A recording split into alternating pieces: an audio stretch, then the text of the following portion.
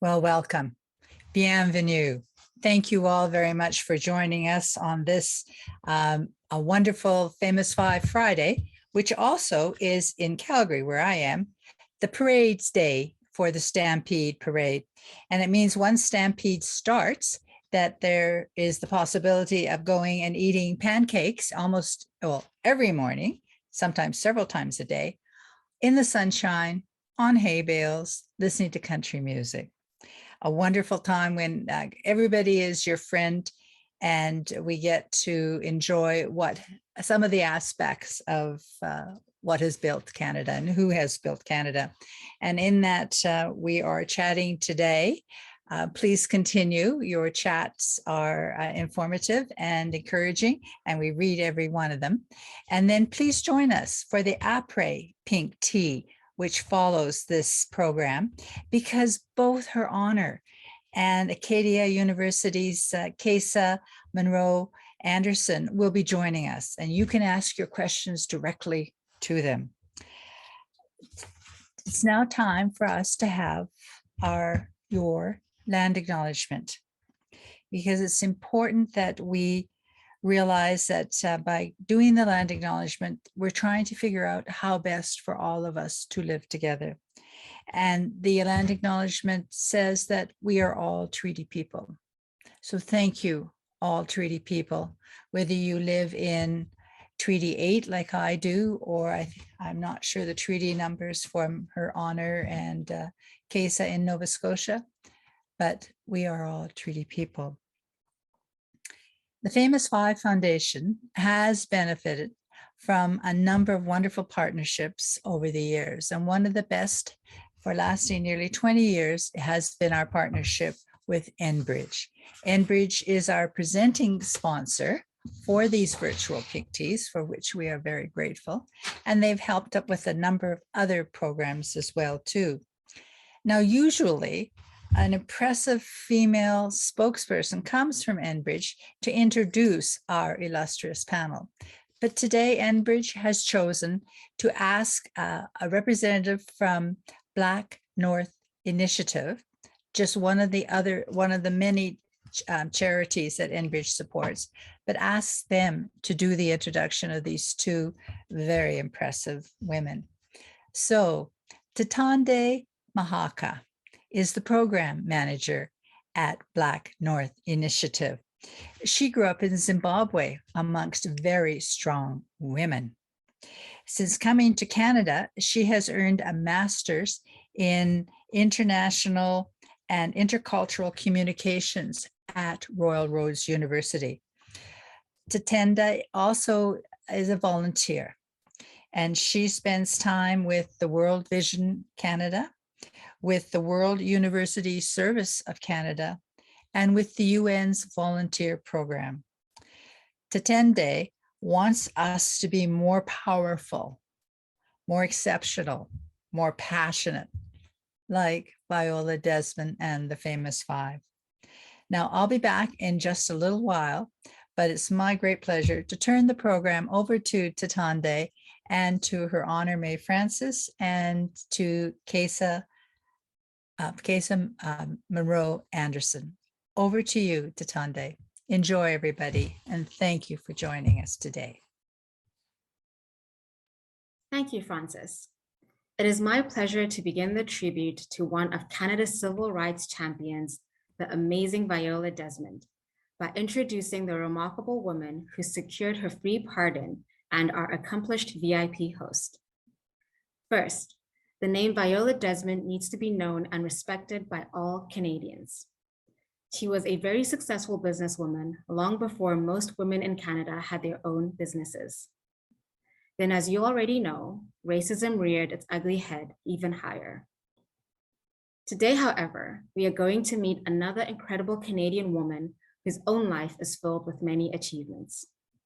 Her Honor Mayann Francis has many firsts to her credit that are built on a wonderful early life in Whitney Pier in Nova Scotia, which propelled her superb academic and professional careers. She has a heart of courage that enabled her to secure an apology and a free pardon for Viola Desmond in 2015, 70 years later. Canada's first and only Black female Lieutenant Governor continues to serve with distinction by championing human rights, mentoring others, and writing fascinating children's books. Her latest book, hot off the press, is called One Summer in Whitney, Pierre. We are privileged to have her honor with us today. Following in the footsteps of Viola Desmond and her honor Mayann Francis is Acadia University's impressive Associate Professor of Education, Késa Munroe Anderson.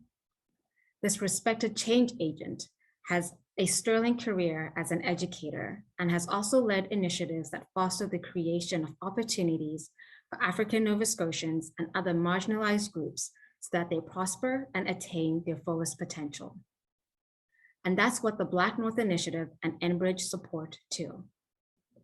The Black North Initiative was created to remove anti-Black systemic barriers negatively affecting the lives of Black Canadians. As a first step, we challenged senior leaders from all Canadian companies and organizations, both from the public and private sector, to sign a CEO pledge committing their companies to specific actions and targets designed to end anti-Black systemic racism and create opportunities for all those in the underrepresented BIPOC community.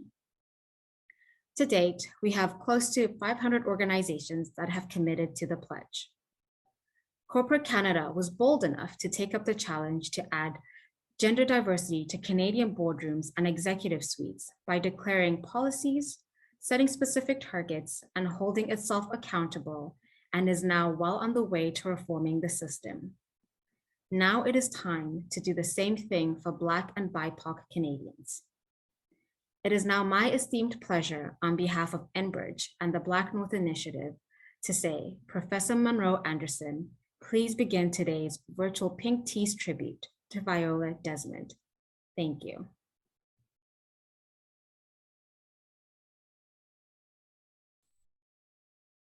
Thank you so much, Tatinda.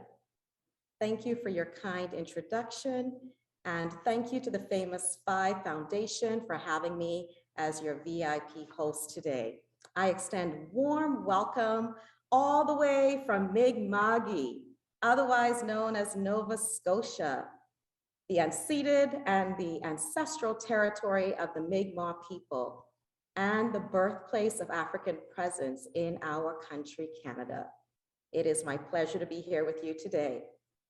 It is today, or 2 days ago, would have been the anniversary of the birth on July 6, 1914, in Halifax, Nova Scotia. Imagine, 1914, July 6th, this brilliant, ambitious woman, Viola Irene Desmond, was born. Today, we are honoring her life, her legacy, her outstanding contributions as she was a remarkable Canadian, African Canadian, and African Nova Scotian woman. Viola Desmond was a Black Canadian feminist long before the term was coined. So we celebrate and we recognize her for her exceptional, groundbreaking work as a Canadian trailblazer, pioneer, entrepreneur, educator, and civil rights leader in the Black beauty culture industry. We pause to remember her stalwart stance today against anti-Black racism and segregation due to the injustices she encountered and she suffered on that fateful day, November 8, 1946. Today and every day, this Canadian woman, this African Canadian woman, this African Nova Scotian woman is most worthy of commemoration and most worthy of emulation because of her exemplary legacy. I am doubly honored to share this time with her honor, the Honorable Mayann Francis, former Lieutenant Governor of Nova Scotia, the first African Nova Scotian and the first African Nova Scotian woman to hold this position. Welcome, Your Honor. Thank you. Thank you very much, Késa. To start this conversation, Your Honor, could you please tell us about Viola Desmond?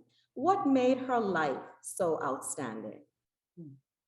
Well, first of all, let me thank the Famous Five Foundation for us being here today, and especially Francis Wright for your invitation for us to be here.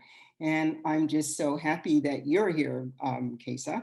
I know that you have done a lot of research into Viola Desmond, so it's great to have you here. And we've worked together before when it comes to Viola. Whenever I have to think about Viola, which is almost every day, I always take copious notes from what I'm thinking and what I've researched on her. So for today, I hope I have a lot, but in any event, you have just as much, so you can always add what I might leave out. But to ask me about who she is, first of all, I would say that 76 years ago, she was thrown into jail because she's a Black person, a Black woman. And then later on convicted for defrauding the government. Just think of that. It just breaks you in two when you hear about something like that. But Viola was a very, very, what I would describe her as somebody who was a very intelligent woman. She had her own business. She was a strong entrepreneur. Bottom line, she was a strong entrepreneur.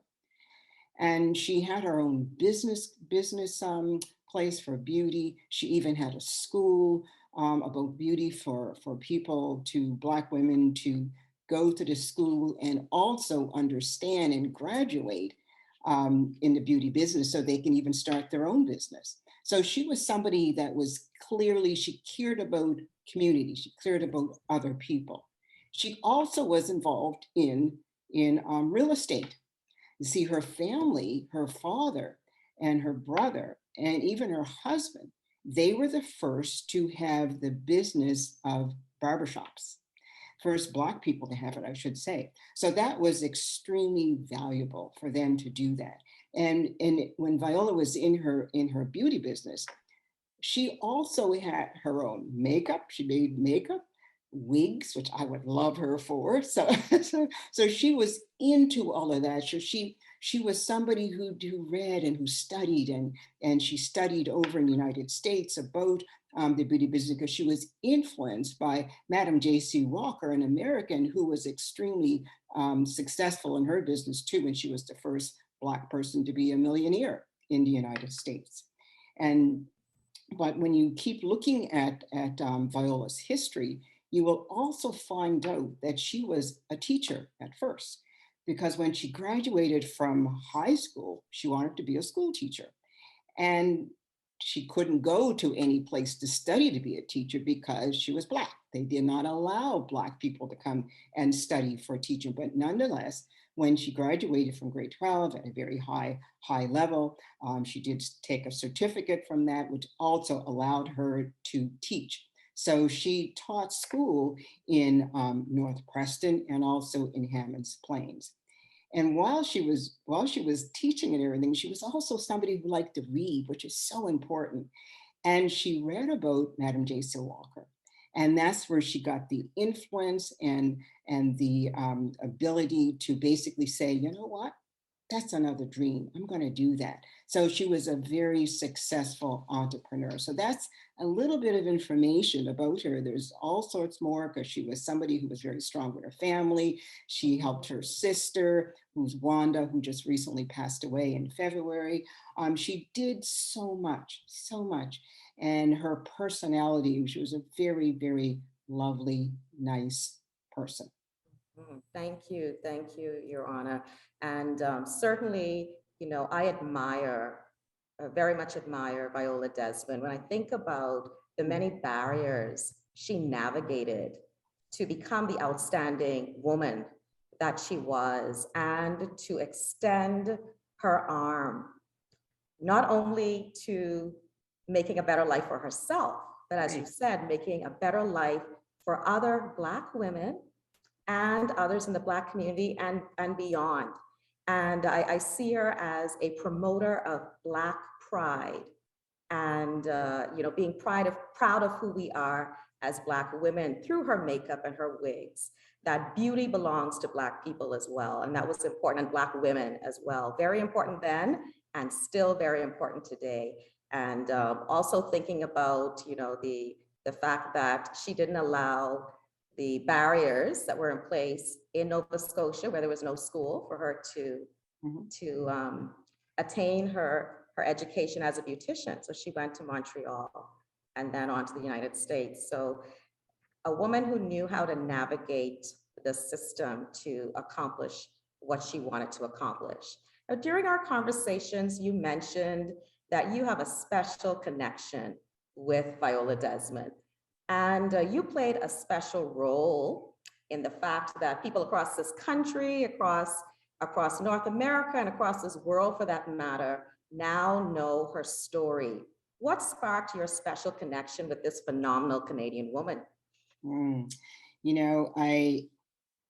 I did not think when I was asked to be the Lieutenant Governor that this was going to be part of my life. And it was. So I thank God for everything that has happened in my life, all through my career. And I always say that this was special. There was something special here about a Black woman being appointed the Lieutenant Governor, and then this Black woman is going to free an innocent Black woman. I didn't even know that was going to happen. The only time I heard Viola's name was from a very close friend of mine who is now deceased, unfortunately. She was also my mentor. She was a very successful beauty businesswoman as well, Beverly Maskell. And I talk about Beverly in my book. And because Beverly told me she was inspired by Viola Desmond. And she was also inspired by Madam C.J. Walker, as was Viola. So here it was, and that's the first time I heard her name. But then, as I started hearing more about her after I freed her, and when I freed her, because I was briefed by the government in terms of the Royal Prerogative of Mercy for her and who she was.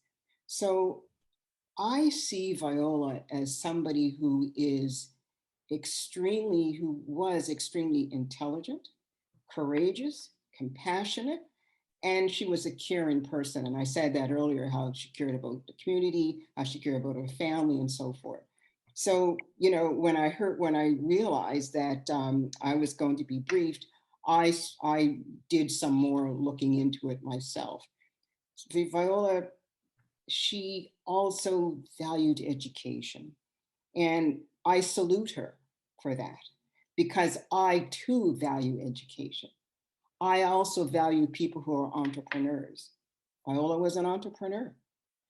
I have a lot of care about justice and equality and so forth, and Viola did as well, especially after she experienced the hatred and the racism that she had when she went into the movie theater to sit in a place closer to the screen because she could not see.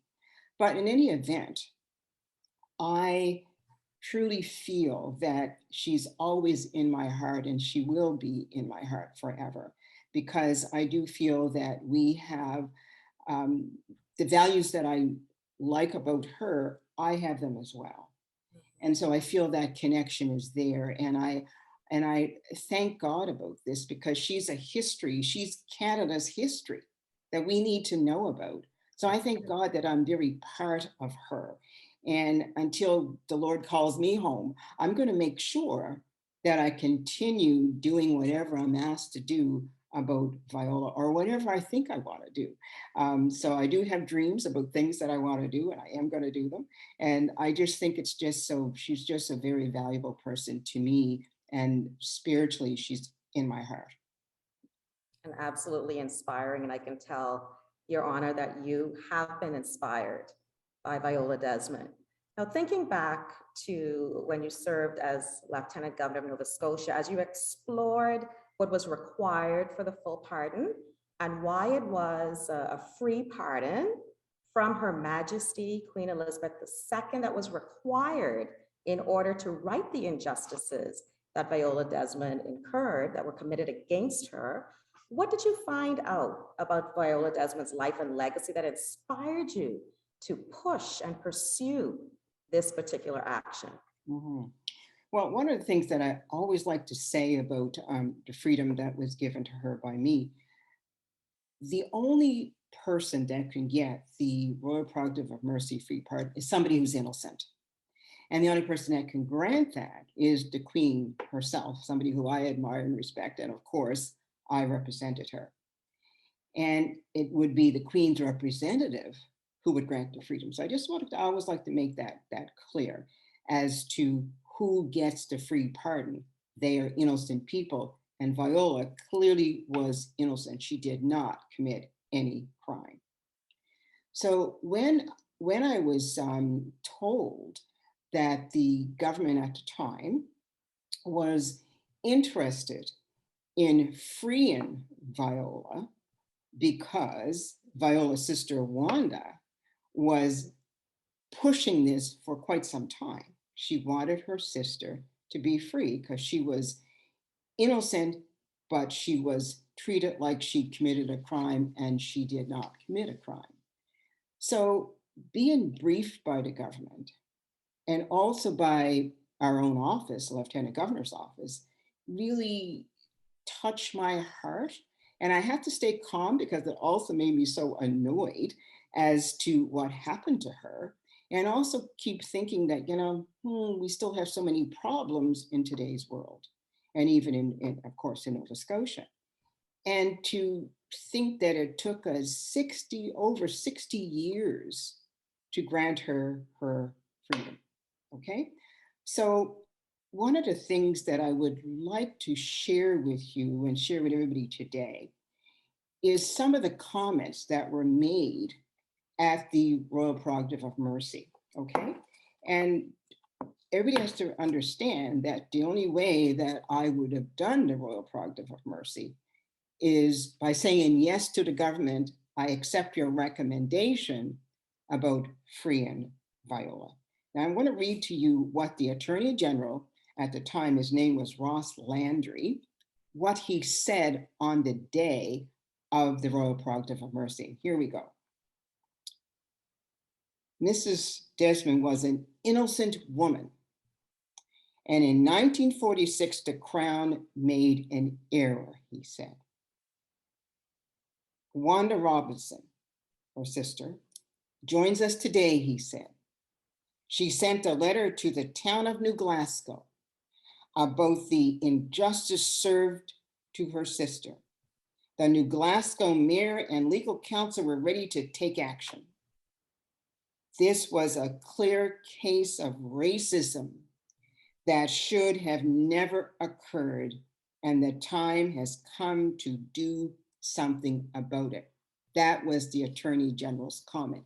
And the other comment that I want to share with you was during the same day, and this was done by the Black minister at the time, Percy Paris, and he said, and today we are continuing to make life in this province better by righting a wrong, by free pardoning Mrs. Desmond, and by making sure that all Nova Scotians know her brave story. And I would say all of Canada, all of the world should know her brave story. And the final comment is from the Premier at the time, Darrell Dexter.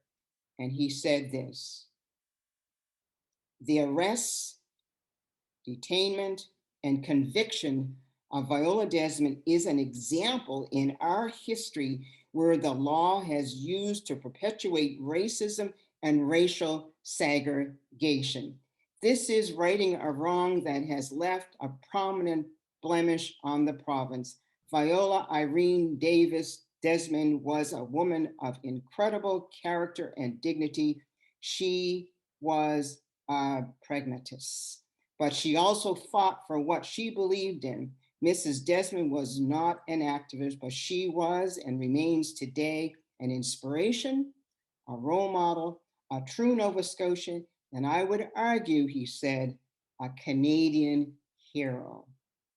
So these were some of the comments that were talked about, or I should say presented, at the Royal Prerogative of Mercy. And one of the things I said, I will not read, but I did say that just signing it was not closing the book.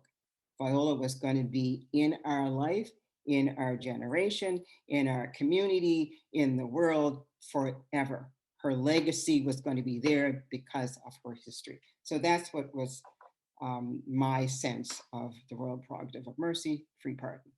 Thank you, Your Honor. That was just the start of it. Absolutely. That was the start, opening the book for the world to learn about this amazing woman. Now, Dr. Francis, Your Honor, there might be people watching, viewing in the audience who may be asking, well, what happened? What exactly happened on that day? Could you give us a synopsis of what happened to Viola Desmond on that day? Very briefly, Viola was on her way to Cape Breton. She was a businesswoman and she was going to expand her business by going off to Cape Breton. And I was happy to hear about that because I said, gee, she would have gone to Whitney Pier, where there was all Caribbean people mostly live. It was a diverse community, and she would have been successful. On her way there and going through New Glasgow, and when she got to New Glasgow, her car was not working. Anyway, she took it to a mechanic, and they said that they would have to keep it for several hours because it needed a lot of work. So what she did, she decided to go to a movie. And when she went to the movie, she had poor eyesight. So what she decided to do was to sit on the lower level close to the screen. The low level, which she wasn't told anything about, was only for white people. And Her Honor, if I could interject there, didn't she did request a ticket for the lower level? Absolutely, they gave her a ticket, but didn't tell her it was for the upper level. They just gave her a ticket. So assuming because she's Black, she would know that's where you sit. You don't sit below. So in any event, while she was sitting there, somebody came and said, you're not supposed to sit here. You folks have to, Black people don't sit down here. And she said, oh, well, I bought a ticket and this is where I was, I bought a ticket. So I'm assuming this was okay. No, you can't sit here. It costs more money. She goes back out, offered to pay the extra money, which was 1 penny, and they didn't take it. And then they said, we don't take money like that from you people. And that's when she knew it was all about race. So she went back into the theater, and I'm told she left the penny there. That's what I'm told. So in any event, she goes back, sits down, they come in again. I said, you're not supposed to sit here. We're going to take you out of here. We're going to call the cops if you don't leave. And she says, I'm watching the movie. Anyway, the police came, dragged her out, injured her, threw her into jail. She was in jail an overnight, and she was injured, of course, when dragging her out, and her shoe came off, so her ankle and so forth. So in any event, she was then convicted. She was also fined, and it went through different trials and so forth. But all the trials failed, and she was convicted of defrauding the government of 1 penny. She did not stay, she did not continue to go to Cape Breton, obviously. She went back home and told her family, and then of course the NSAACP, Perlina Oliver, Carrie Bess, Dr. Waddell, they all started saying this was wrong, we're going to help her and everything else. Everything failed because she was convicted. So that basically what is in quick summary. I mean, if you go to read it in many of the books that are written about her, you get even more details. But this is what happened as a result of her having this crime against her and made her feel, and also convicting her, she was innocent of all of that. And you can just see how she must have been feeling as a result of all of this, because she did not go to continue to spread her business in Cape Breton. So just think about that. She must have been devastated. Absolutely, she was. No question about that. Thank you, Your Honor. We're going to pause to hear from one of our youth at this time. Yes, we have 2 youth questions, and the first will be from Danielle. Danielle, Turn the mic over to you. Hi, I have a question about stories like Viola Desmond's. As an upcoming 9th grade student, after researching this story, I was disappointed by the fact that I hadn't heard of the injustice done to Mrs. Desmond before this pink tea. Why do you think more schools aren't teaching students about stories similar to Mrs. Desmond's?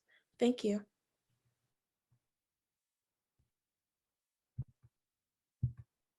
Thank you very much. And Dr. Francis, over to you first. That's a very powerful question. I'm glad to hear it. And thank you so much for presenting that question. And I will give you my thoughts on that. And then I'll turn it over to you, Késa, and I'd like you to give your thoughts as well for the students. But you know, I said earlier that how I found out about Viola was first from my friend, the late Beverly Masco, and then of course, the briefing as a result of the Royal Prerogative of Mercy free pardon. Now, why did somebody at your age not know about Viola Desmond? And if you didn't know about Viola Desmond, there's probably all sorts of Black history that you know nothing about. And I would say that it's as a result of systemic discrimination being alive and well in our communities, in education, in health, in business, in government. So I can go on and on and on and on. I am not saying that people aren't trying to make change. I would say they are. And in terms of the education field, I know that Késa does the field that you're in, and you can probably get into that even more than what I'm talking about. One of the things that I know about in the schools here in the province, during Black History Month, they always give the opportunity to students to give some historic information and select about Black people and to write that story. But that's not enough. It should go on and on and on. There should be Black history and Black history about many, many things in this country. Look what's happening tomorrow. Tomorrow in Truro, Nova Scotia, an apology to the No. 2 Construction Battalion. Was that something we studied in school? Absolutely not. The No. 2 Construction Battalion is Canada's history. It should have been Canada's history. It was Black men who wanted to fight in World War I told no, because this is a white war, we don't need you. Then of course they had no choice. They had to start finding spots and things for the Black men. And so came No. 2 Construction Battalion, where only Black men, some of the leaders, I think the three leaders that might have been white who volunteered. But the point is that that's a history we were not talked about. We were not told about. And these men, for all those years and their descendants, nobody chatted about it. And it's disgusting. But tomorrow will be the official apology of how the No. 2 Construction Battalion has been treated. And so this is something that you can't help but wonder, why? Why was this not part of our history? These men fought in a different way that they did for Canada. The things that they had to build, and people needed that in order to fight. So, and there's still more. I can just go on naming things, and there's more. But I would say that there is some work to change, but we have a long journey. So I'm going to turn it over to Késa, because Késa is, as I said, in the education field, and she can even add to what I just said. Thank you, Dr. Francis, and you covered almost everything I would say. And at this time, I would like to give a shout out to my students who are watching a brand new equity and social justice cohort at Acadia University, Master of Education in Inclusive Education. And we've been having these discussions all week about these exclusions. And Danielle, I have a student who is a son who's getting ready to enter grade 9. And I also have a daughter who's getting ready to enter grade 8. So I want to thank you for your courageous question. You know, as much as like you said, Dr. Francis, as much as we would like to think in Canada that we are so much better than our neighbors in the United States, you know, we are the goody two shoes. of the world. The reality is that Canada's history tells us otherwise. And we know that there are experiences, many experiences like those of Viola Desmond, that have been excluded. Stories like people of African descent that have been excluded from our schools, because schools have historically been spaces that have been rooted in the exclusion of Black bodies, Black histories, the stories of people of African descent and other people like the first peoples of this land, the Indigenous peoples as well. So our knowledge and contributions have been ignored for the most part in Canadian schools, with the exception of, Black History Month, then we may see some information during that month, but our history belongs in every space in this country all year long, not only during the month of February, because Black people have fought to have equal opportunities to attend public schools, and we're still fighting for equitable representation in our schools. So although we're beginning to see some inroads, Dr. Francis, you mentioned that there's some books that have been written about Viola Desmond. We know that there are a number of other honors that have been bestowed upon her. Some schools have been named after her as well. We must remember that we have a long way to go. And there is a connection between this exclusion and our legacy within Canada of slavery, because yes, slavery did exist in Canada and segregated schools existed here too up until 1983. And in fact, Viola Desmond taught at 2 of them, like you said, Dr. Francis. So we still have the residue of these institutions and these experiences, and we are still working our way through acknowledgement of what has happened in the past. And so Viola Desmond's story, again, is Canadian history. So it must be included as Canadian history, not marginalized, but included. Thank you again, Danielle. We have a second question from another youth, and I'll turn it over to them. Hi, thank you for having me. So my question is, if Viola Desmond was still alive today and experienced the same racist acts that she experienced back then, what would the path to justice look like without threatening her safety and her livelihood? Thank you. Wow. That's a powerful question. And thank you so much for that. And it's something to think about, but it's not something difficult to talk about. And it is disturbing. If that had happened to Viola today, or happened to somebody else other than Viola, I would say that what happened to Viola then, and if it happened today, there would be more people and more professions of Black people that can fight it. Okay, I'm not saying that they would have won, but it would have been a fight and it would have continued. And I don't think it would have taken 65 years. Okay, now, in terms of what I said earlier about systemic discrimination, alive and well, still alive and well, even in this situation, I can go into a store and I'm followed. Okay, so that's part of the discrimination as well. You were followed? Yes, because I'm Black. I go in, Yes. What is she up to? Let's keep our eye on her. So that happens. So there are people who drive cars, Black people who drive cars that look a little bit too nice for them to be driving. They get stopped. So these things still happen.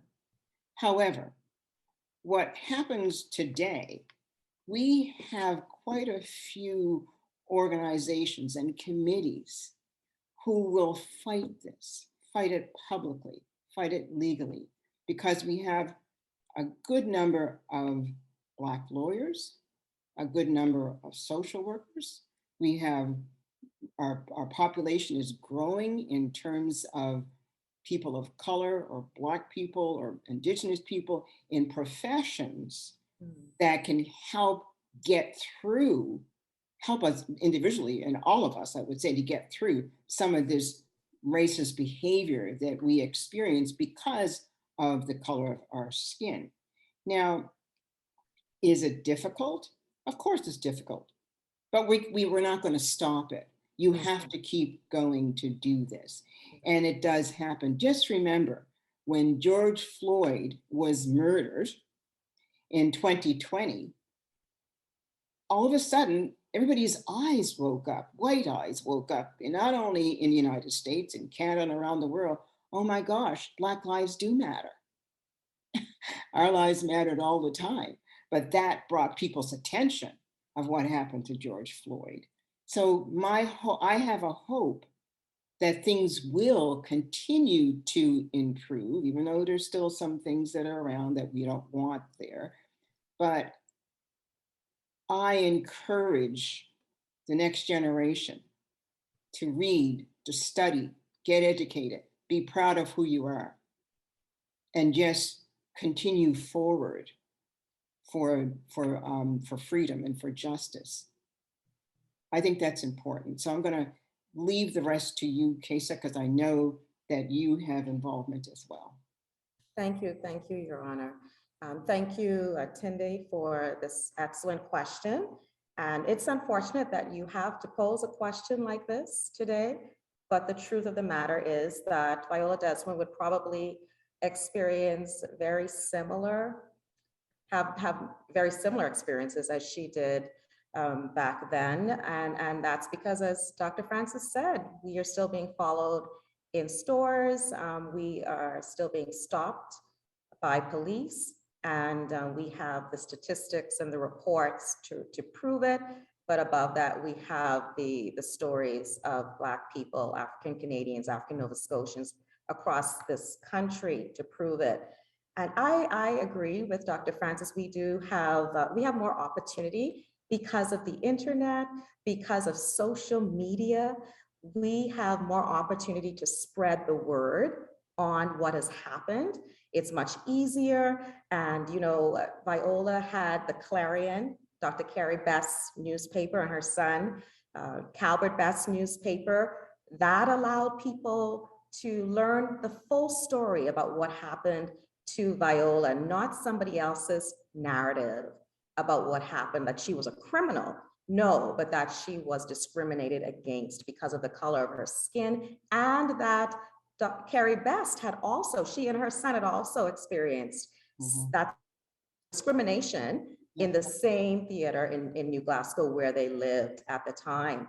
And so, yes, we would have other mechanisms today.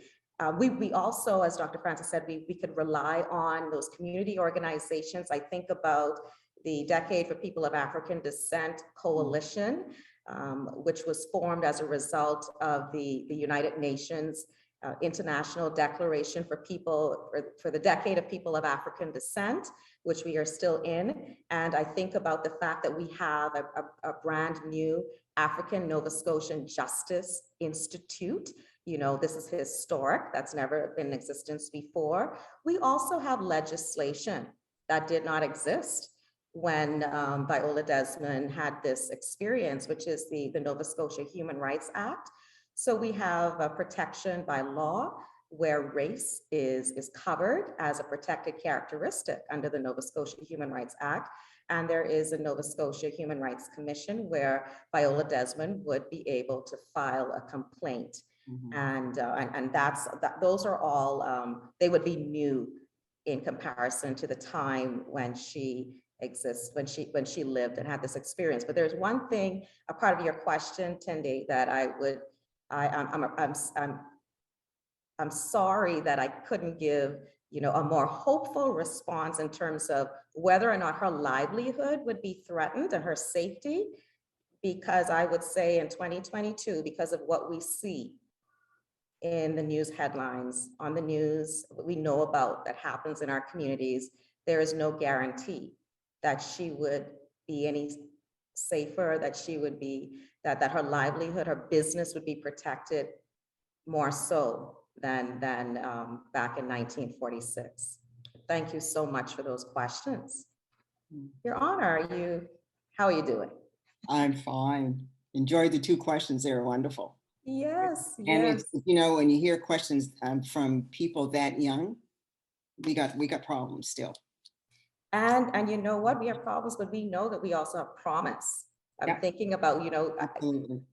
we must continue to encourage young people and young women to think critically. And that's what those questions demonstrated for me. Critical thinking, very important that we continue to challenge those barriers that still exist, because that's how change comes. We wouldn't be talking about Viola Desmond today if that were not true.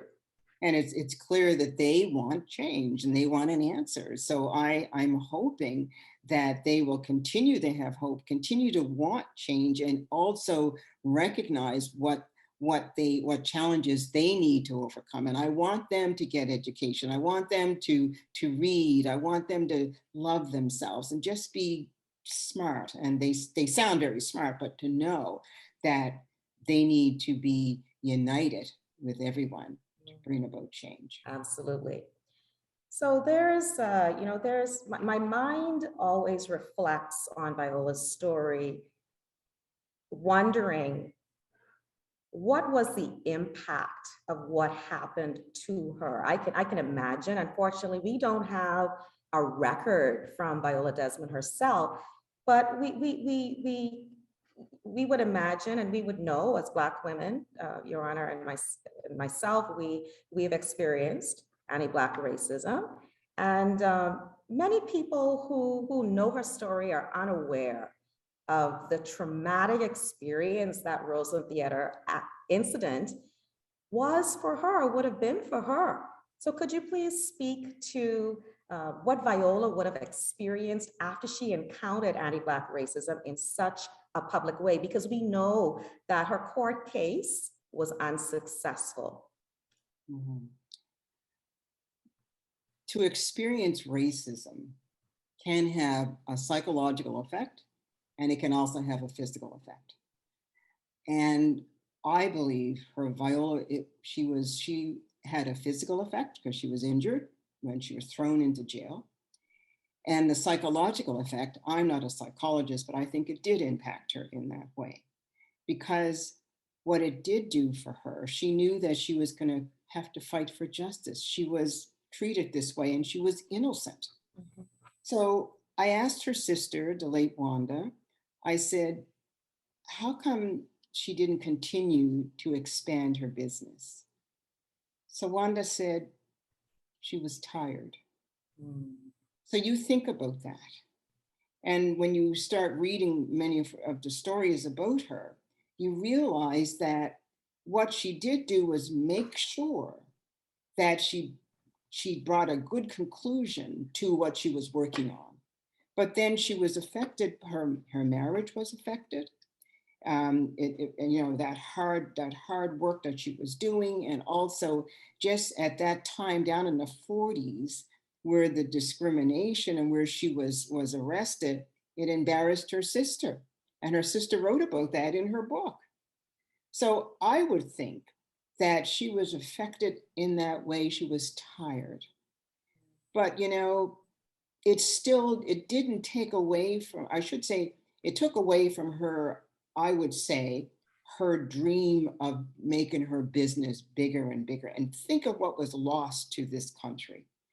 If this didn't happen to her, I think economically, she would have built so many other businesses, not only in Nova Scotia. I think it would have expanded nationally and eventually internationally. She would have been doing so much because she just was one of those people with those thinking so much.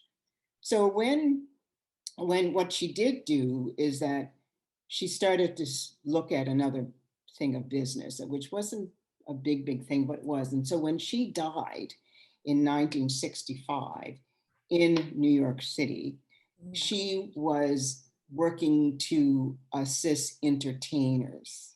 Okay, so I can't say if she was happy. She was lonely, probably because her dad died in 64, her mother in 63, and then she died in 65. Mm-hmm. I would say that that racism impacted her in those ways. And when you think of it today, if that had happened to her, I would think that there probably was more today would be more psychological help to her, to encourage her, and also because of a lot of organizations we have to say, no, my dear, you stay there, keep the business going, this is important, so forth. So it was just, I would think way back when that impacted her in that way. But the good part about it, that she didn't turn to be a terrible bad person. She didn't. She kept doing good things, but she was tired, according to her.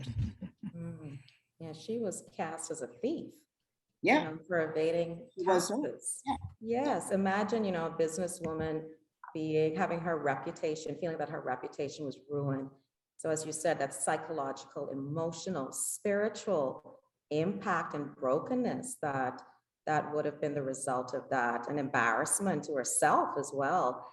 Think about this woman who was driving her own car across Nova Scotia back then in the 1940s. And she was wearing a fur coat, I was told. Wearing a fur coat. I was like, really? In 1946? Okay, so, yeah. Absolutely. So yeah. As we think more about Viola, I'm wondering, what do you think she would say about your book?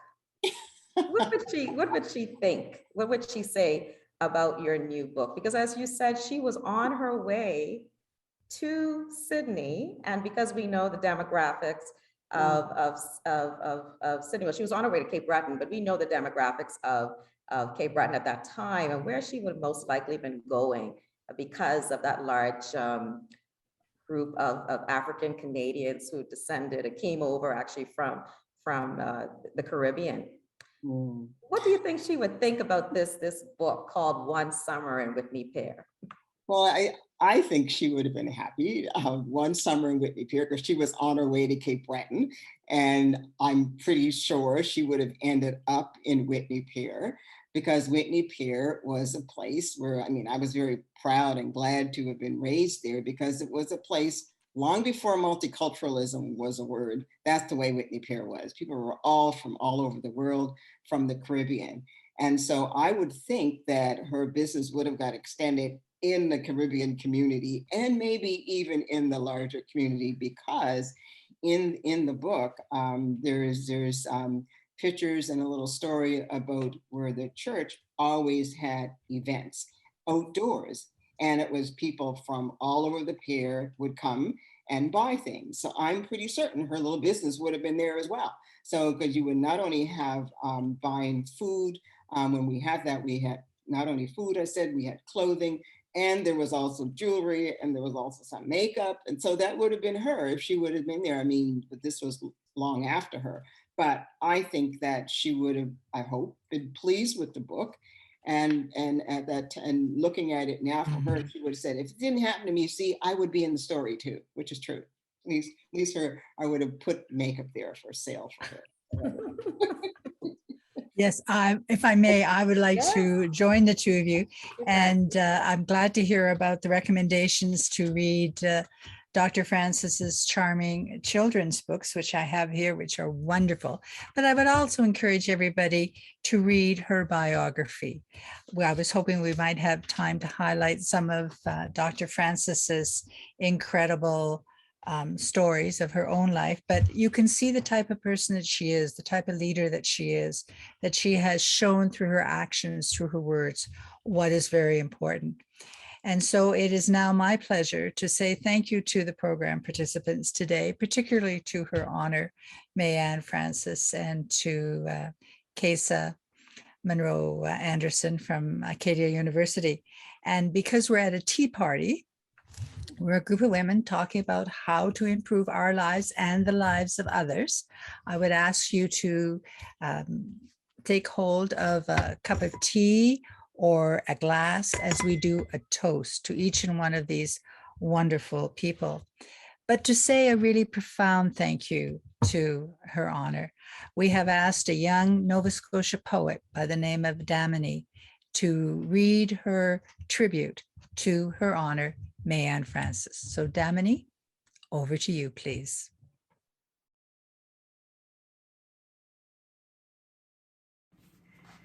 Hi, my name is Damini Oega, and this is my spoken word poem, Mayann Francis King Woman. This poem was written and dedicated to Honorable Dr. Mayann Francis. Here it is. Grew up in the Whitney Pier, born of Cuban roots. Little black girl didn't know where this world would take her. Foretold future with Elizabeth in her name, a black woman with pride, like you are in the presence of royalty. An honorable beauty, like an Ashanti warrior, Mayann Francis. The first black female lieutenant governor of Nova Scotia. Dressing like the royalty she's chic, she's dashing on fleek, she's elegant, she's fashionable, grounded through spiritual beliefs, grounded in her African roots, leading and speaking her truth, serving with allegiance. She's a strong black woman. Her black girl magic might put you in a trance. She is a king woman. Oloye, Lolo, Ohima, Loren, jewel among stones.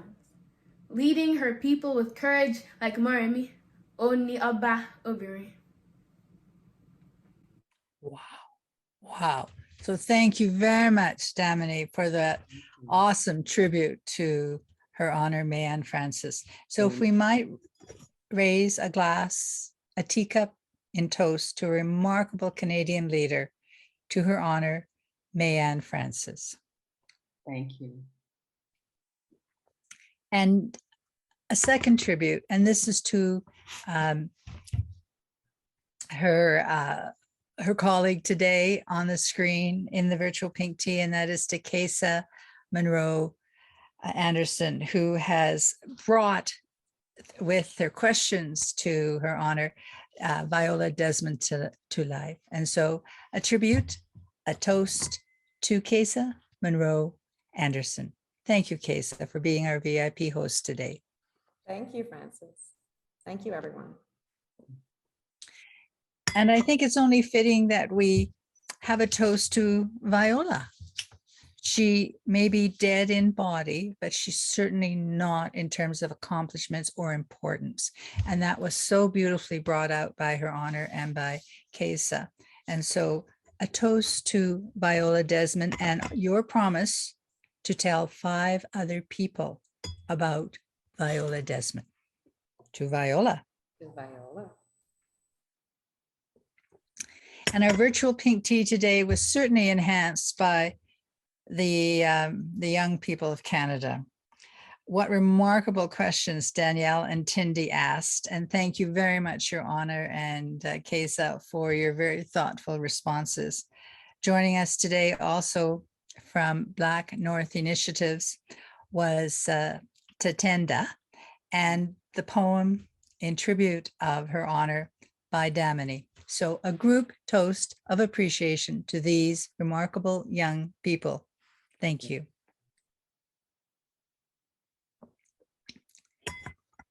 As we noted, it is their time to take over the discussion and the leadership on these issues.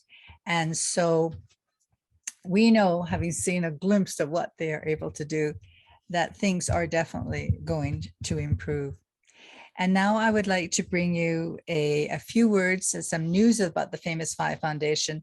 And the first that I need to start off with is congratulations to the Famous Five Women Are Persons sculptor, to Barbara Patterson, because just a few days ago, she received an honorary degree from the University of Victoria for her spectacular contribution to Canada.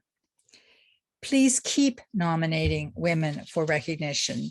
Ask your city to name a bridge or a school or a road or a building after an amazing woman, or nominate her for awards, because that's one of the ways that we get our stories, the women's stories of what women have been doing in the building of Canada, so that everybody knows is it.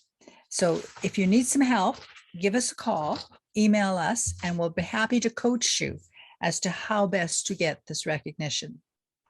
Now, our next event is still up at the Alberta Legislature, where the Famous Five Foundation maquette is on display on the 5th floor of the Alberta Legislature, and it will be there till the end of July.